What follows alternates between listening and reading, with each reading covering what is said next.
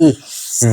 Okay, yung EZ natin, yung unit, tsaka yung baby loader, bala 0.23 at green gas. Yan yung bundle natin. Set na yan. Pag umorder kayo ng unit, kasama na po yung tatlo na yan. Okay, bali ipiplex natin yung code natin na EZ, bali 1101.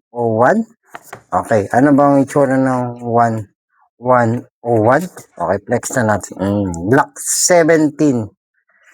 Glock 17, Gen 3 lang to, Gen 3. Wala tong additional grip o cover or cover pala. Okay, bali Glock 17 semi-auto. Ang slide nito ay metal, yung grip niya ay polymer plastic. Matigas naman yung pagka-plastic nito. Okay?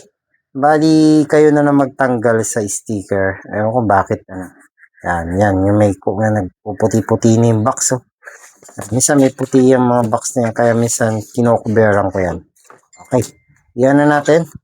Yun po, information ng Glock 17, yung magazine niya, pwede mo lagyan ng 24 pieces na BBs. Okay?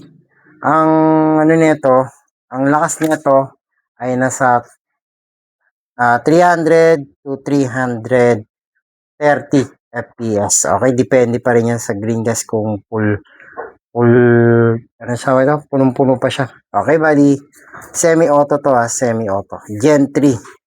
Okay, bali yung marking ng sight niya ay may white. Okay. Sige, kikiluin na natin yung ating Glock 17 na block.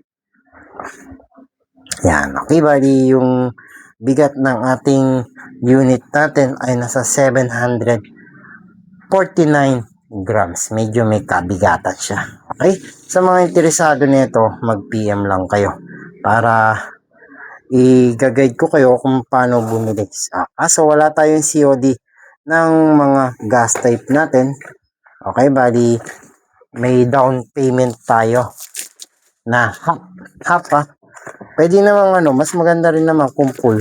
Kaso alam ko maraming nagdududa. Kaya half na lang. Ay, sa mga interesado, PM lang kayo sa aking profile para ma-replyan ko kayo.